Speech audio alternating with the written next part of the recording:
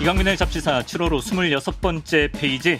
이분의 몸에서 와이키키 해변의 기운이, 우쿨렐레 선율이, 스팸 냄새가 아직까지도 전해지는 것만 같습니다. 하와이에 얽힌 한국사를 소개해 주실 박광일 선생님과 함께합니다. 어서 오세요. 안녕하세요. 자, 바캉스로 하와이 못 갈 거면 하와이에 얽힌 한국사라도 알자. 광일이 니가 가라 하와이 특집 2탄, 하와이를 갔다 오신 박광일 선생님과 함께합니다. 선생님, 오늘 어떤 이야기를 풀어주실 건가요? 네, 지난 시간에 이제 이민 또는 하와이 역사 이런 것들에 대해서 말씀을 드렸다면은 네. 그래도 이제 우리가 하와이로 갔던 게 단순하게 이민의 흔적만을 찾아서 가지는 않았을 것 같고요. 독립운동의 흔적 이런 것들 그리고 한국사에 끼친 영향 이런 것들을 좀 찾아보러 갔을 것 같습니다. 네. 그래서 그 내용을 이제 살펴보려고 하는데요. 1910년이 되었을 때 미국에 있었던 이민자들은 이제 기로에 서게 됩니다. 아마 한 세 갈래 정도의 길이 있었을 것 같아요. 나라가 망하고 나서. 네, 나라가 망했을 때 첫 번째는 나라가 망했지만 그래도 고향으로 돌아가겠다라고 하는 분들이 계셨을 것 같고, 네. 두 번째는 그러면 내가 미국 사람이 되어야 될까라고 생각하는 분들이 있을 것 같고, 네. 그다음에 이제 세 번째는 그거는 용납할 수 없다. 나는 네. 독립운동에 나서서 이 나라가 독립이 될 때까지 네. 거기에 최선을 다하겠다라고 하는 분들이 계셨을 겁니다. 예. 아마 이제 이 느낌은 사실 현재 넉넉한 한국 사회에 살고 있는 우리는 이해하기가 어려워요. 그런데 이제 이분들이 혼인을 하고 그리고 이제 1912년, 13년쯤에 아이를 낳았다고 쳤을 때 그 네. 아이가 이제 물어보겠죠. 아빠, 저는 누구예요? 나의 정체성. 라고 물어볼 때 예. 너는 조선 사람이다. 아니면 일본 사람이다.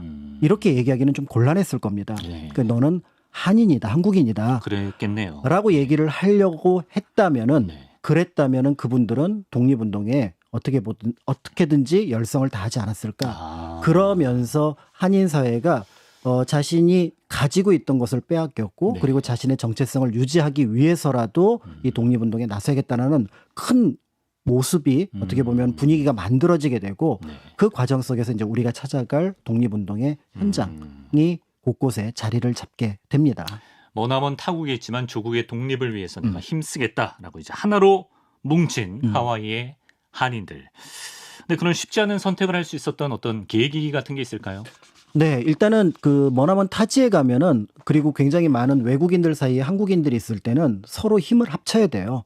그렇죠. 네, 그래서 이제 조그만 자치 조직 같은 걸 만듭니다. 처음에는 이 친구 뭐 이리 와서 같이 뭐 밥이라도 먹세 이렇게 하지만 네. 보니까 우리 농장에 한 30명, 40명 있어요. 네. 그러면은 우리 동회라는 걸 하나 만들자라고 해서 조그만 자치단체들이 곳곳에 만들어지게 됩니다. 그런데 이 동회를 만들 때 이제 하면은 무슨 단체 할 때 제일 중요한 게 뭐냐면 총무 누가 할 거냐. 총무.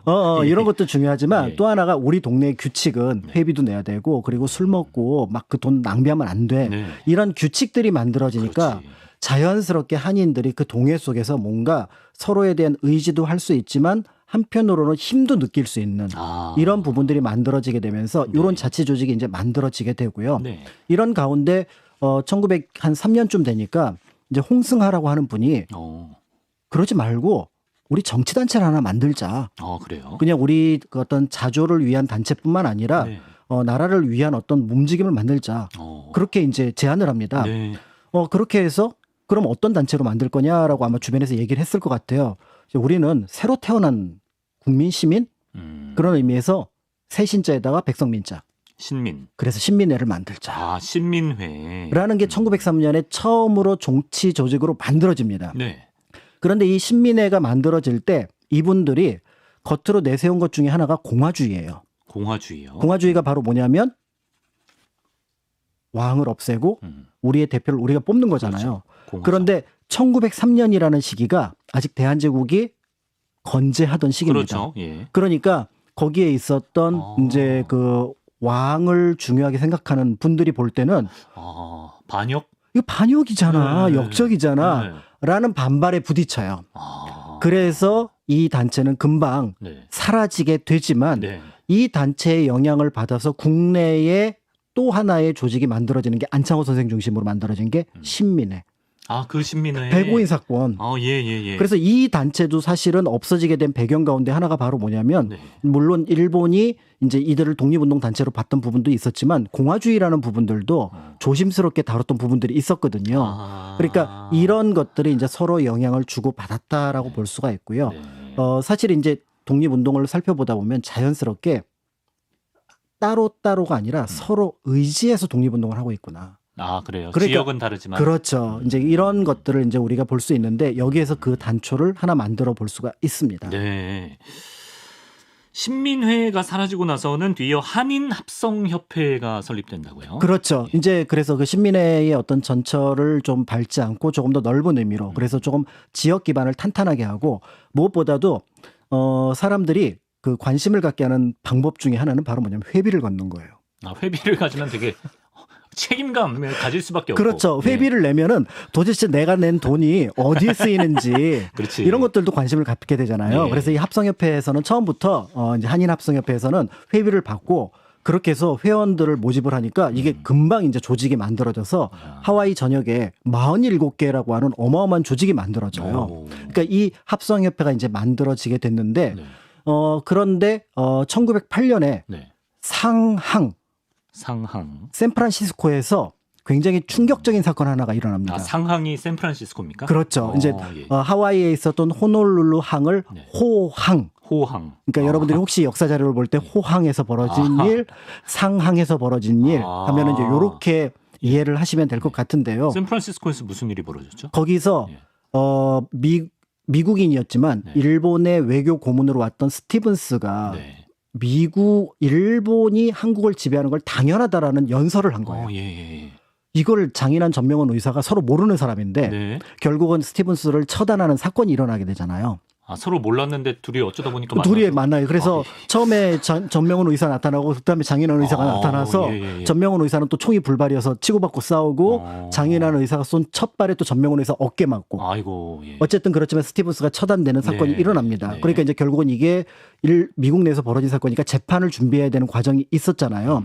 이런 과정에서 여론이 하나로 뭉쳐지게 되는데 샌프란시스코에는 또 한인들의 모임이었던 공립협회가 있어요. 네. 이거를 이번 기회에 하나로 합치자. 합성협회랑 국립협회 합치자. 하와이 합성협회랑 샌프란시스코 공립협회를 합치자. 예. 그래서 이걸 만들어서 네. 국민회라고 하는 조직을 만들게 됩니다. 그러니까 1909년에 국민회가 만들어지면서 네. 일단 조금 더 규모가 커져요. 네. 그런데 앞에서 말씀드렸던 우리는 아직도 왕과 황제. 그렇죠. 이게 대동보국단인데 네. 1910년에 나라가 없어집니다.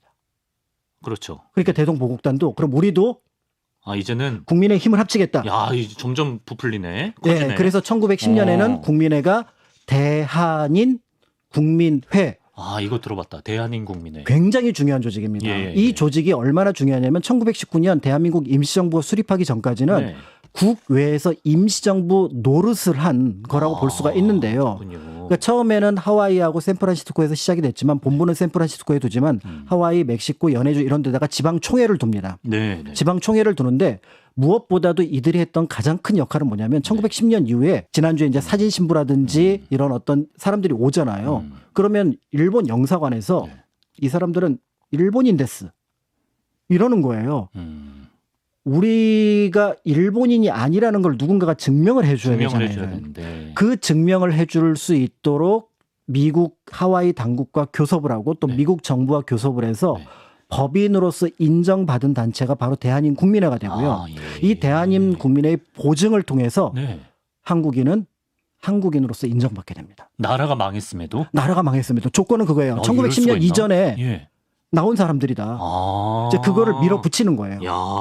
1910년 이전에 나온 사람들인데 이 사람들이 어떻게 일본인이 될 수 있느냐. 예. 라고 하면서 이 대한인 국민회를 통해서 우리는 누구다? 한국인이다. 그래서 대한인 국민회. 그러니까 1919년 이후에는 그 역할을 이제 임시정부가 조금 더 크게 네. 확장을 하게 되지만 네. 그 전까지 이 역할을 이들 단체가 그리고 그것이 시작이 하와이에서 합성협회에서 네. 또 국민회에서 대한인 국민회로 이어졌다라고 생각한다면 네. 하와이가 가지고 있는 의미를 조금 더 크게 짐작해 볼 수 있을 것 같습니다. 정말 중요한 단체들인데 또 오랜만에 또 이 단체들 이름 들으니까 근현대사 시간이 오랜만에 생각나네요. 그렇죠. 예. 그리고 이제 대한인 국민회 같은 경우는 이제 그 임시정부로서의 역할도 하지만 또 독립운동 단체로서의 역할도 해야 되잖아요. 네. 우리 저 일본을 무력으로 무찌를 수 있는 힘을 길러야 된다. 그러니까 우리가 직접 전쟁을 할 수는 없지만 네. 언젠가 미국이 전쟁을 할 때 우리가 도움이 되어야 되지 않겠느냐. 또 중국이 일본과 전쟁을 한다면 네. 도움이 되려면 우리가 미리 준비를 해야 된다라고 해서 대한민국 국민의 안에 연무부라고 하는 네. 지금으로 치면 국방부 비슷한 어. 기관을 설치를 합니다. 예, 예. 진짜 정부급이네. 네, 정부를 설치를 하는데 사실은 이제 이게 좀 자금도 필요하고 여러 지원도 필요하잖아요. 네, 그렇군요. 이거를 이제 실현시켰던 인물이 박용만이라고 하는 인물이 되는데요. 아, 이 박용만 선생이 이제 하와이에 도착을 해서 네. 이거를 바탕으로 해서 일단은 대조선 국민군단을 만들고요. 이 대조선 국민군단에서 일종의 사관학교라고 할 수 있는 병학교를 네. 미국 하와이 당국하고 협상을 해서 만들어내게 돼요. 실제로 그래서 여기서 군사훈련을 합니다. 아니 근데 지난주에도 봤지만 하와이는 일본의 입김이 좀 센 곳이잖아요. 근데 그렇죠. 어떻게 이게 가능하죠? 이게 1914년부터 네. 1917년 사이에 이게 묘한 일본과 미국 사이에 공백지대 내지는 네. 반일 정서가 반영된 거라고 볼 수 있어요. 아, 그렇습니까? 그러니까 1차 세계대전이 일어났을 때 네네네. 이제 일본은 약삭빠르게 1914년에 선전포고를 합니다. 바로. 그러니까 이제 연합국의 일원이 됐는데 네. 미국은 예나 지금이나 맨 마지막에 들어가죠. 아, 예. 다 보고. 안 들어가요. 예, 살펴보고. 우리는 그 1차 세계대전에 끼어들 생각 없고 물건이나 팔고 뭐 필요한 무기도 좀 보내고 물론 돈 주고 돈 받고 보내고 그렇죠. 이런 움직임이었는데 하와이 자체가 굉장히 일본의 입김이 강했잖아요. 네. 그런데 가만히 하와이 당국에서 보니까 일본하고 척을 지는 민족이 어디냐면 중국도 척을 안 지려고 그러고 뭐 당연히 뭐 서양 사람들은 그런데 한국 사람들은 예. 핏대를 세우는 거예요. 그렇죠. 근데 그들이 뭔가 학교를 만들고 예. 사관학교 만든다? 어. 지원해 줘야지. 아. 그럼 하와이 안에서 힘의 역학이 일본의 힘을 조금 누를 수 있지 균형을 맞출 수 않을까. 있다. 이 부분을 어느 정도 이제 박용만 선생이 봤던 거였고 야. 이걸 바탕으로 물론 이제 그 후원자들은 박상하 선생 같은 현지에서 성공한 한인들이 네. 돈을 쾌척을 해서 땅도 사고 하긴 했습니다만은 네. 이런 어떤 무력 훈련이 가능한 부분들을 네. 어떤 의미에서 보면은 이제 지원할 수 있게 된 거죠. 그러니까 일본 정부에서 계속 항의는 하지만 네. 여기는 미국 땅인데 그렇지. 뭐 자기가 나설 수가 없지. 그리고 여기는 뭐 한국 사람들이 자기네 돈으로 하는 건데 그렇죠. 뭐 이런 방식으로 됐던 거죠. 야, 근데 한인도 인정해주고. 그렇죠. 예, 예. 그런데 이제 안타깝게 1917년에 네. 미국도 1차 세계대전에 참전을 합니다. 그렇죠. 그러니까 이제 일본하고 미국이 네. 이제 똑같은 연합국의 그렇죠. 일원이 되는 예, 거예요. 예. 그러니까 여기에서 이제 일본의 압박을 이겨내기가 어려우니까 아. 결국은 병학교에 대해서 이런저런 네. 이제 그 문제 제기를 하기 시작하고요.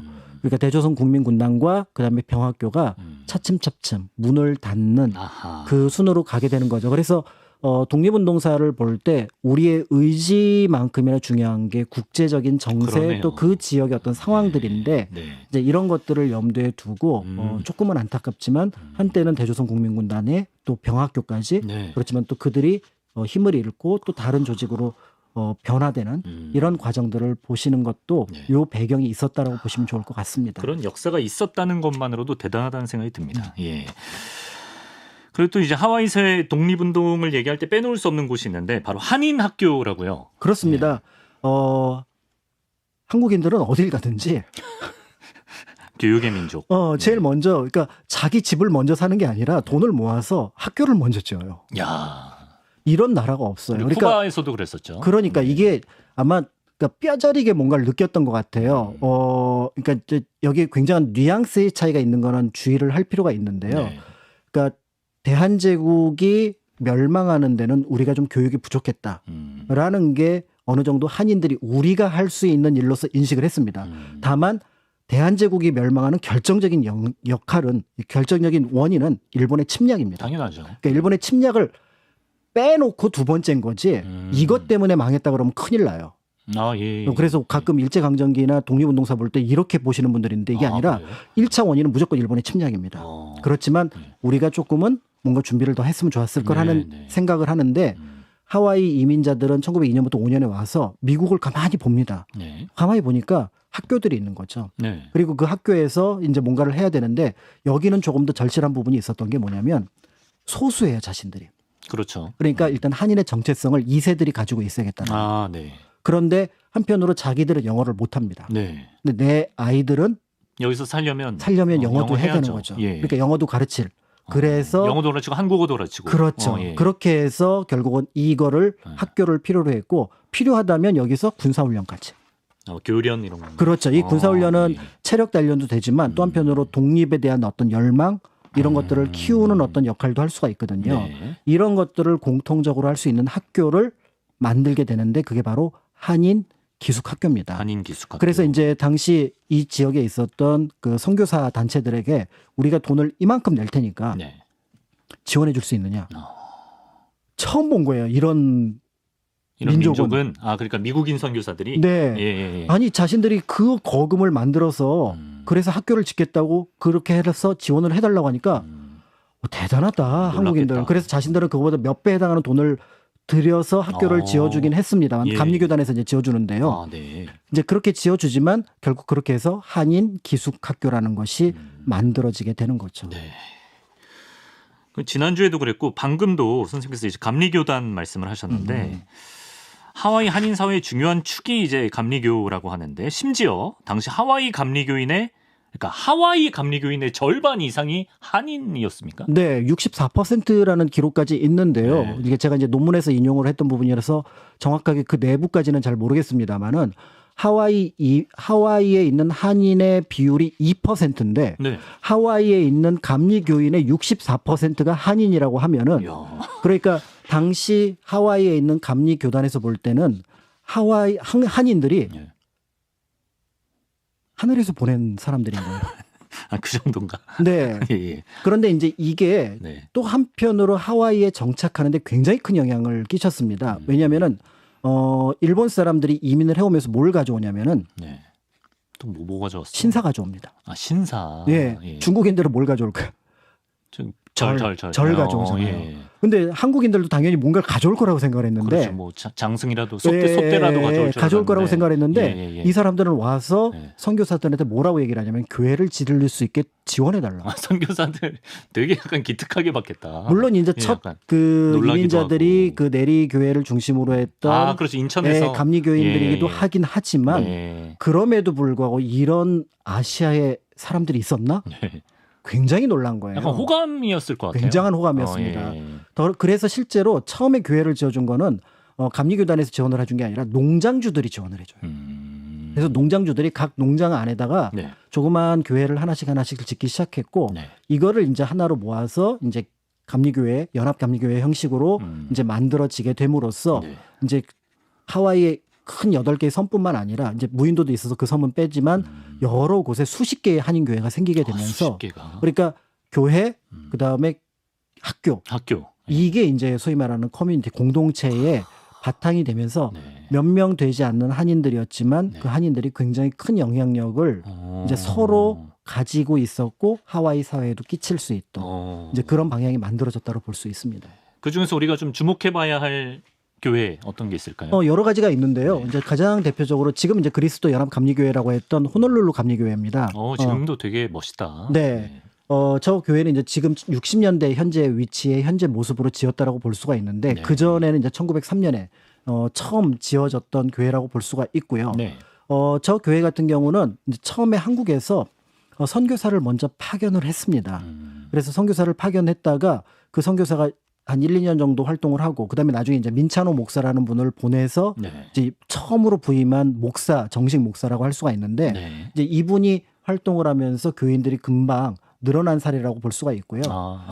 나중에 이제 여기에 굉장히 유명했던 뭐 현순 같은 독립운동가, 그러니까 우리가 알고 있는 임시정부와 그 민족 대표를 연결하는 고리가 됐던 목사님인데 예. 이 분이 여기에서도 목회 활동을 하게 되면서 이 교회에서만 한 40명 가까운 독립 유공자가 만들어지게 됩니다. 야. 그러니까 교회인데 네. 다 독립운동가예요. 그러네요. 그러니까 그 당시 이 커뮤니티가 어땠는지 그러니까 이 교회를 분석했던 여러 논문들 가운데 굉장히 흥미로운 게 네. 당시 교회는 한인들에게 어떤 존재였고 그다음에 감리교 기독교가 어떤 의미였을까 거의 민족 종교 같았다라는 거예요. 민족 종교. 네. 이분들은 한국에서 떠날 때도 네. 자신들을 지지해 줄 것들을 교회로 생각을 했는데 네. 현재 도착해서도 보니까 왜냐하면 중국인 일본인들은 신자가 없거든요. 근데 이 교회는 한인들. 그래서 원래 이 교회들은 처음에 자리를 잡았을 때 지금 여러 교회가 이름이 바뀌었는데 처음에는 원래 한인들만으로 충분했어요. 그렇지만 이제 시간이 지나면서 다른 사람들, 다른 네. 어떤 인종들도 받아들이게 돼서 지금은 좀 개방이 되었지만 네. 이제 그런 모습을 볼 수 있다는 점에서 야. 이 교회 하와이의 교회 역사도 굉장히 독특한 부분이 있다라고 볼 수가 있습니다. 네. 민족성을 지키고 또 계속 고취시켜 나갈 수 있는 공간으로서의 한인교회. 와히와 한인 감리교회 여기도 네. 굉장히 중요한 곳이라고. 초기에 이제 농장 특히 파인애플 농장을 중심으로 이제 활동했던 이제 이민자들이 여기에서 모였었거든요. 네.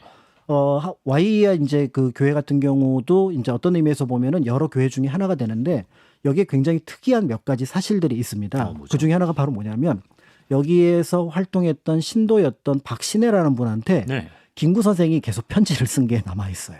연애 편지인가요? 연애 편지일 리는 없을 거고. 죄송합니다. 백범 선생님.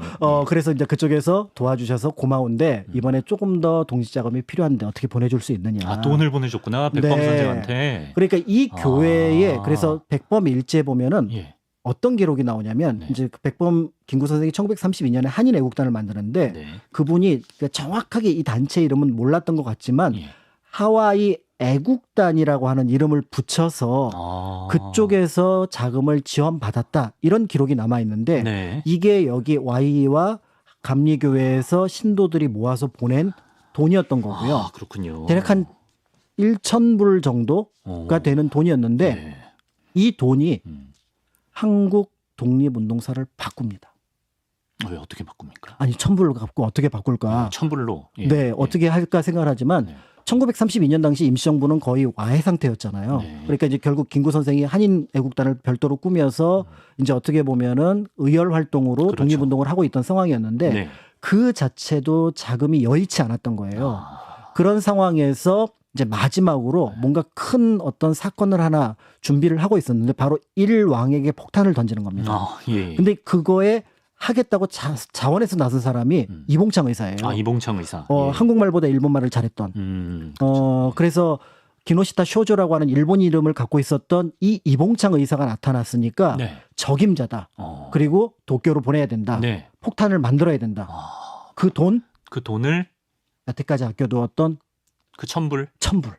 와이와 1,000불. 네, 이 감리교회에서 보낸 이 1,000불을 가지고 $1,000. 네, 이봉창 의사의 경비와 폭탄 제조 비용을 만들고요. 이 이봉창 의사의 폭탄 의거 덕분에 윤봉길 의사의 폭탄이 홍콩공원 의거가 가능해지면서 비로소 중국이 또는 중국 국민당 정부가 한국의 대한민국 임시정부와 독립운동 단체를 인정하게 되거든요. 예. 마중물이 된 겁니다. 그러네요. 진짜 마중물이 됐네. 그 네. 1,000불이. 예, 그런 면에서 볼 때 그렇게 큰 널리 알려진 교회는 아니지만 우리가 독립운동사에서 잊을 수 없는 중요한 교회다. 이렇게 생각을 할 수 있을 것 같습니다. 예, 정말 이 독립운동의 역사뿐만 아니라 한인들의 정체성을 확립하는데 한인교회가 엄청난 역할을 했다는 네. 것을 알게 되네요. 네, 이제 지금 이 교회가 이제 올리브 에비뉴에 있어서 이제 올리브 한인교회 이렇게 부르고 있기 때문에 이제 지금 이름으로 친다면 올리브 한인교회 또는 올리브 연합감리교회를 찾아가시면 될 것 같습니다. 지금도 뭐 곳곳에 뭐 그밖에 흔적들 둘러볼 만한 곳들이 또 있을까요? 하와이에서 이제 좀 눈에 띄는 공간이 바로 공동묘지예요.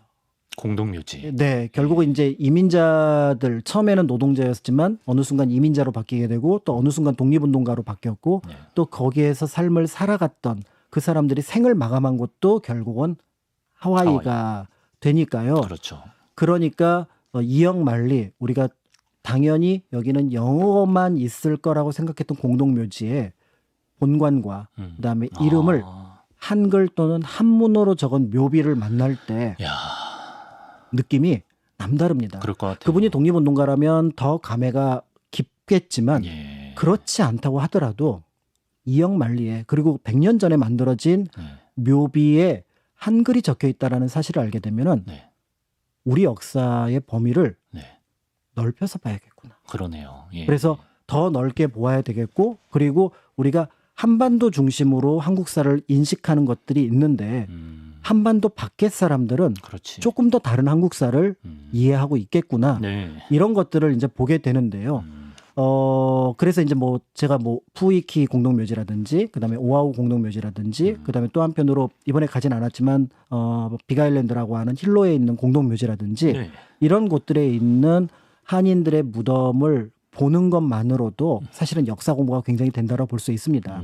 그런데 또 하나 이제 주의 또는 생각해야 될 부분들이 있는데요. 네네. 초기에 한인 이민자들의 무덤 묘비는 한자로 적혀 있습니다. 초기엔 한자로. 네. 그분들이 한문에 익숙한 분들이었으니까. 네. 그러다가 시간이 지나면서 한글로 적혀요. 아. 그런데 네. 또 시간이 지나면서 한글 플러스 영어가 영어로. 병기가 됩니다. 그리고 어느 순간은 영어 이름으로 기록이 되어 있고요. 그리고 그 영어 이름 속에도 예를 들어 철수, 제임스, 김 네. 이렇게 해서 영어 이름, 한국 이름, 네. 그다음에 거기서 부르는 제임스라고 하는 영국 이름, 네. 미국 이름, 음. 그다음에 이제 성씨로서 김 이렇게 붙어 있다가 네. 시간이 지나서 이 철수가 사라집니다.